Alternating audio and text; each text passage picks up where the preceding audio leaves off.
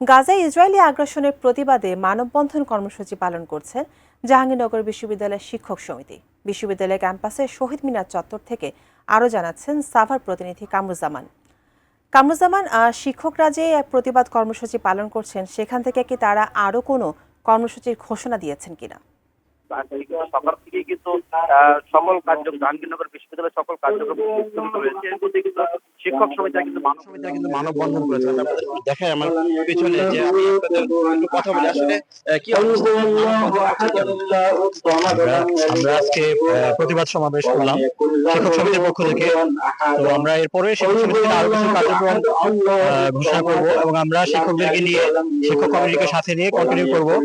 গাজায় যে মানবতা বিরোধী অপরাধ হচ্ছে সেখানে আমরা সকলভাবে আর্থিকভাবে এবং কূটনৈতিক ভাবে থেকে শুরু সকলভাবে আমরা চেষ্টা অব্যাহত রাখবো। তার সাথে কথা বলবো আজকে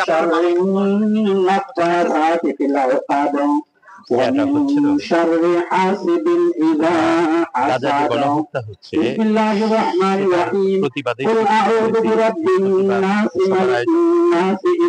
বিশ্ববিদ্যালয়ের প্রশাসন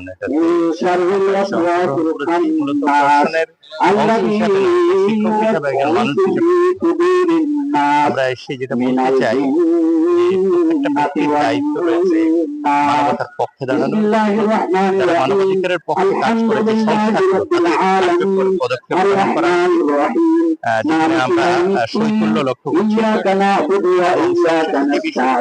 দিতে চাই মানবতার বিরুদ্ধে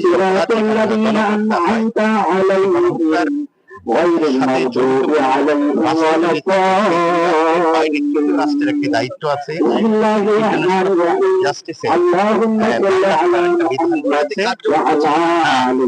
বিধান রয়েছে। তো আমরা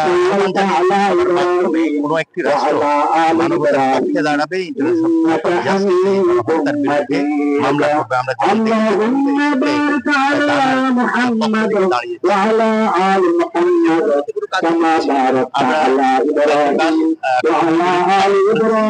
আজকে বন্ধ করেছি প্যালেস্টাইনদের পক্ষে।